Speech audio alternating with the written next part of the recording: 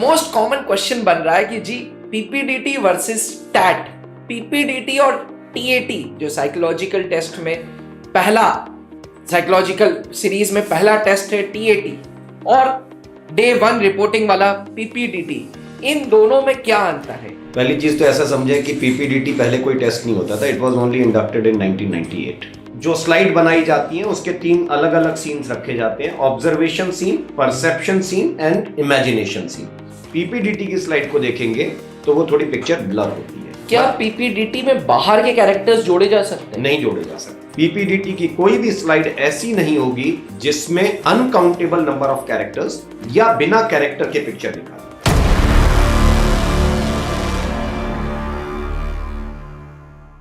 नमस्कार defence aspirants. अक्सर aspirants comments के द्वारा हमसे सवाल पूछते हैं और उस कमेंट्स से ही हम सीख रखते हुए एक वीडियो बनाते हैं।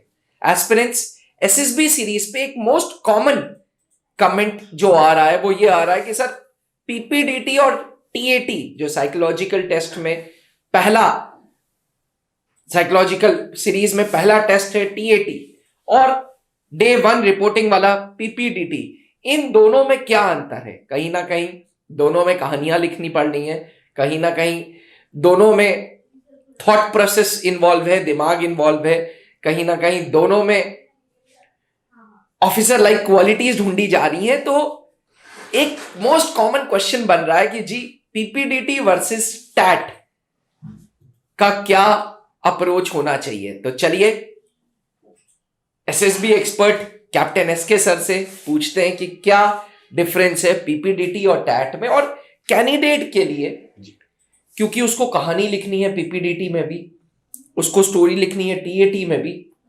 How would you differentiate? आप कैंडिडेट्स को क्या राय देंगे सर?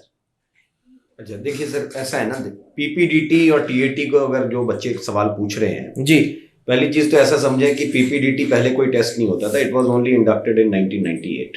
अच्छा, टीएटी शुरू से एसएसबी का पार्ट रहा है। टीएटी बहुत पुराना टेस्ट है, 1935 में बनाया गया था जी, और पीपीडीटी जो है 1998 में इंडक्ट किया गया है। बना तो ये 1992 में था, 6 साल ट्रायल्स में रहा था और इसको बनाने वाले थे डॉक्टर ओपी नेम, जो अलीगढ़ मुस्लिम यूनिवर्सिटी के साइकोलॉजी डिपार्टमेंट के एचओडी थे। आज की डेट में जो डायरेक्टर हैं डीआईपीआर की, डॉक्टर अरुणिमा गुप्ता जी मैम, उनका बड़ा योगदान था स्क्रीनिंग टेस्ट को लाने के लिए। अच्छा। उससे पहले वो देहरादून सिलेक्शन बोर्ड में साइकोलॉजिस्ट रही थी जी, और वो फिर जो है आज की डेट में डायरेक्टर हैं। उस समय 98 में जब ये आया था तब इन्होंने बहुत बड़ा रोल प्ले किया था इसके अंदर जी, बड़ा अच्छा कंट्रीब्यूशन था इसके अंदर। अब इस टेस्ट को ऐसे समझें कि जो स्लाइड पिक्चर जो भी दिखाई जाती है, इनको पिक्चर 2 चीजों के ऊपर बेस्ड होती है। जिसको बनाया जाता है, ये साइंटिफिकली टेस्टेड स्लाइड्स होती हैं। बाहर कुछ भी दिखा देते हैं लोग, बोलते हैं कि स्टोरी लिखो, ऐसा कुछ नहीं है। उस पिक्चर से कुछ आपको अगर मैसेज कन्वे नहीं हो रहा है या वो स्कोप ऑफ क्रिएटिंग स्टोरी, वो स्कोप मिलता कहां से है? 2 चीजों से। एक, जो पिक्चर दिखाई गई है उसके बैकग्राउंड में क्या दिखाया गया है आपको, और दूसरा जो आगे एक्शन है उससे आपको हिंट मिलता है। तो दोनों में से किसी एक जरिए से मिनिमम आपको वो हिंट मिलना चाहिए, वो स्कोप मिलना चाहिए स्टोरी बनाने का। अगर दोनों जगह से मिल रहा है तो बहुत अच्छी बात है। अब जो सीन्स हैं वो 3 प्रकार में डिवाइड भी होते हैं। जो स्लाइड बनाई जाती है उसके 3 अलग अलग सीन्स रखे जाते हैं, observation scene, perception scene and imagination scene. अच्छा सर, ऑब्जर्वेशन सीन क्या होता है सर? कि जो बैकग्राउंड और एक्शन से जो आपको मैसेज पिक्चर कन्वे कर रही है, maximum message is conveyed bye picture itself and minimum is your involvement while interpreting the picture. ठीक है sir. Perception test is when the ratio remains 50-50, like 50% message is conveyed by picture and rest 50% is your own involvement. Imagination scene जो होता है वो उसका उल्टा होता है ऑब्जर्वेशन का। Minimum message is conveyed by you and maximum is your involvement, है ना? Minimum message was conveyed by the picture, maximum is your own involvement. ठीक है। तो इस प्रकार से सीन होते हैं। वहां 12 स्लाइड होती हैं और 12 स्लाइड में अलग अलग सिचुएशन के हिसाब से हम सीन्स को डिफरेंशिएट कर सकते हैं, क्योंकि टीएटी की जो पिक्चर्स होती हैं वो थोड़ी क्लियर होती हैं, ठीक है, और उसमें आप सिचुएशन के हिसाब से डिफरेंशिएट करते हैं। लेकिन पीपीडीटी में एक ही स्लाइड है आपके पास, और उस टेस्ट का नाम क्या है? पिक्चर परसेप्शन, है ना? तो परसेप्शन का मतलब यहां से दो चीजें समझनी है कैंडिडेट्स को। एक तो परसेप्शन का मतलब क्या होता है कि whatever picture is shown to you, whatever stimulus is shown to you, just interpreting that particular stimulus, उसी को परसेप्शन कहते हैं, कि जो चीज आपको दिखाई गई है उसी को इंटरप्रिटेट करना। दूसरा, परसेप्शन का जब सिचुएशन वाइज हम लोग देखते हैं तो वो हो जाता है कि 50% of the message is conveyed bye picture and rest 50% is your own involvement. अब इस चीज को अगर ध्यान से देखें तो जब आप पीपीडीटी की स्लाइड को देखेंगे तो वो थोड़ी पिक्चर ब्लर होती है। वो ब्लर करने का मतलब ही यही है कि आधा मैसेज थोड़ा सा छुपा लिया जाए, थोड़ा मैसेज छुपा लिया जाए, थोड़ा कन्वे किया जाए, बाकी आपको खुद इन्वॉल्व होना चाहिए। अच्छा सर, ये बेसिक चीजें हैं जो इनको क्लियर होनी चाहिए। अब जो स्टोरी आप लिख रहे हैं पीपीडीटी में, परसेप्शन का अब दूसरा मतलब समझिए, जो पिक्चर दिखाई गई है उसी को इंटरप्रिटेट करना है आपको, है ना? तो आप देखिए पिक्चर में पहले ऊपर एक बॉक्स बना हुआ है, उस बॉक्स को भरते हैं, उसमें कैरेक्टर भरते हैं, उस मेन कैरेक्टर को आप सर्कल करते हैं, जिसको आप हीरो बोल रहे हैं। तो उस हीरो को सर्कल करना है, फिर एक्शन लिखना है। क्या पीपीडीटी में बाहर के कैरेक्टर्स जोड़े जा सकते हैं? नहीं जोड़े जा सकते सर, वही मैं उसी पॉइंट पर आ रहा था। बिल्कुल सर जी, कि दो टेस्ट हैं, picture perception and thematic apperception.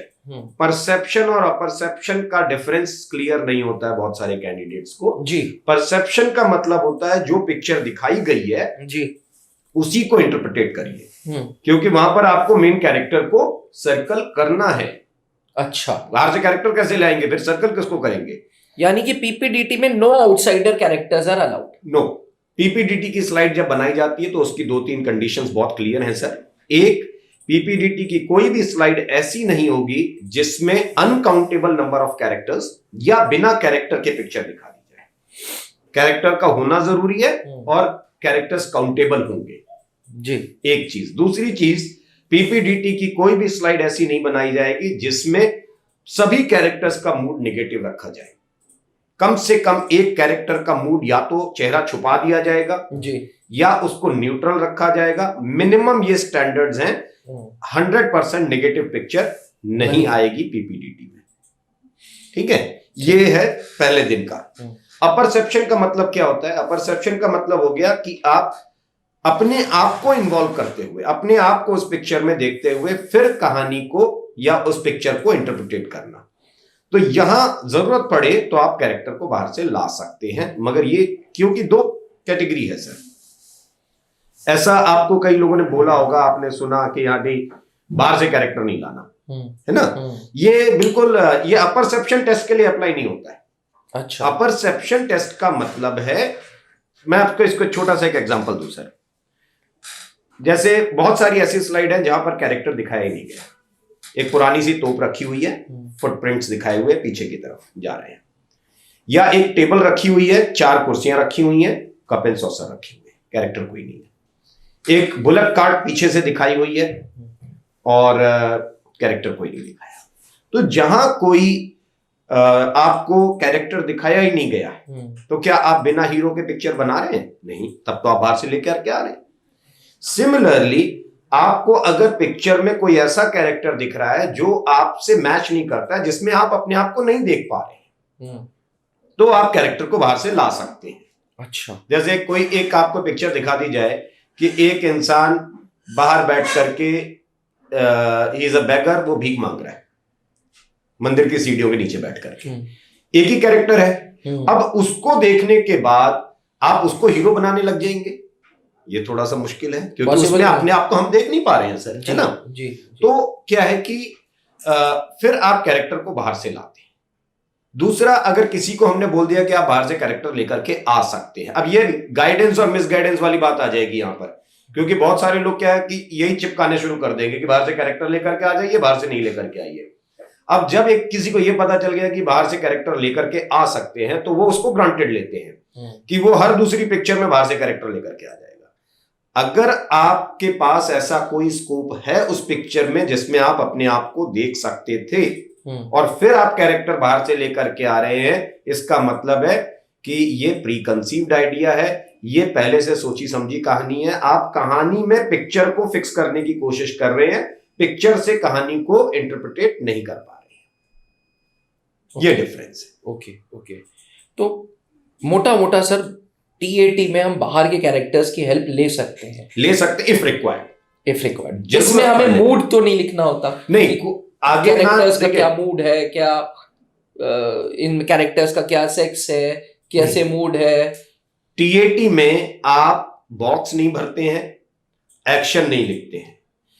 अच्छा, बहुत सारे कैंडिडेट्स को मैंने देखा है, वो क्या करते हैं, स्टोरी लिखते समय स्टार्ट करते हैं, in this picture I had seen 3 characters, ये लिखने लग जाते हैं। ये पीपीडीटी में बोला जाता है, लिखा नहीं जाता है। पीपीडीटी की भी जब स्टोरी लिखिएगा तो आप डायरेक्ट अपने कैरेक्टर से स्टार्ट करिए अपनी कहानी को। अच्छा, Akash Verma, a young college boy starting in JV college, है ना, इस तरीके से आप कहानी को डायरेक्ट अपने कैरेक्टर से स्टार्ट करिए। और जब टीएटी में आते हैं तो आपको ना एक्शन लिखना है ना कैरेक्टर मेंशन करने, कुछ नहीं, वहां आप डायरेक्ट स्टोरी लिखिए। वहां आप शुरू से ही अपने कैरेक्टर के नाम से या अपनी कहानी को डायरेक्ट आप पास्ट टेंस में लिखना शुरू करिए। कहानी हमेशा पास्ट टेंस में लिखी जाती है। ठीक है, थैंक यू सर। ये बड़ा कॉमन डाउट चला आ रहा था, क्योंकि बहुत सारे कैंडिडेट्स क्या कर रहे थे सर ना, पीपीडीटी वाला ही अप्रोच टैट पे कॉपी कर दे रहे थे जी, which is very very very very dangerous, because TAT test जब बना है तो वो किसी और उपदेश के साथ बना होगा, पीपीडीटी जो बना है वो किसी और उपदेश के साथ बना होगा। बिल्कुल बिल्कुल सही बात है। जैसे आप अक्सर बोलते हैं कि एसएसबी में हर टेस्ट का अपना ही महत्व है, इसीलिए मैंने सोचा इस पूरी सीरीज पे हम लोग बात करें। Thank you so much for devoting your time sir. Aspirants, जैसे कि सर ने आपको बताया, बहुत सिंपल शब्दों में बताया, पीपीडीटी वर्सेस टैट, अपने आप में एसएसबी के हर एक टेस्ट का अलग महत्व है। इसलिए please do not cut copy paste, ये वाली टेक्निक, पीपीडीटी वाली टेक्निक टैट में नहीं अप्लाई की जा सकती। टीएटी की स्टोरी किसी भी ऐसे व्यक्ति से ना चेक कराए जिसको उस चीज की जानकारी नहीं है, वरना आपकी स्टोरीज के गलत डायरेक्शन में या आपके खुद के विचार जो है गलत डायरेक्शन में जाने के चांसेस बड़े हो जाएंगे। तो किसी ऐसे व्यक्ति से, बहुत अच्छे अच्छे असेसर्स हैं, आप किसी अच्छे व्यक्ति से जाकर के चेक करा लीजिए, वो ठीक है।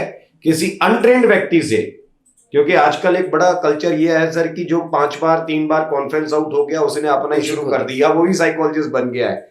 ठीक है, तो आप वैसे भ्रम में मत जाइएगा, नहीं तो दिक्कत ज्यादा बड़ी हो जाएगी।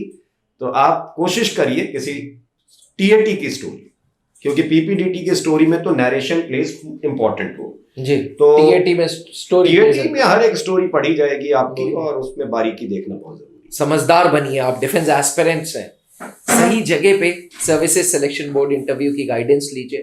त्रिशूल डिफेंस एकेडमी पिछले 20 सालों से लगातार एसएसबी इंटरव्यूज की गाइडेंस देता आ रहा है, ट्रेनिंग देता आ रहा है। Started in year 2003 by late wing commander Anoop Mehrotra. आज त्रिशूल डिफेंस एकेडमी के पास कर्नल पंकज मेहरोत्रा हैं, जो खुद सर्विसेज सिलेक्शन बोर्ड में डिप्टी प्रेसिडेंट थे, interviewing officer, GTO expert captain SK sir हैं, ब्रिगेडियर अमन नारायण सर हैं, जो खुद सर्विसेज सिलेक्शन बोर्ड 19 एसएसबी में प्रेसिडेंट थे। तो एस्पिरेंट्स, सही गाइडेंस बहुत मैटर करती है आपके रिकमेंडेशन एंड रिजेक्शन में। इसी के साथ अगर आपको वीडियो पसंद आई तो जरूर शेयर करिएगा, और अगर किसी प्रकार के कोई डाउट्स हैं तो कमेंट करके जरूर बताइएगा। आपके कमेंट्स हमें प्रेरणा देती हैं वीडियोस बनाने की। थैंक यू, जय हिंद। अब डिफेंस एग्जाम क्रैक करना हुआ और भी आसान, त्रिशूल डिफेंस एकेडमी लेकर आए हैं बिल्कुल ही एडवांस लर्निंग ऐप। तो आज ही ज्वाइन करें और स्टार्ट करें अपनी ऑनलाइन क्लासेस।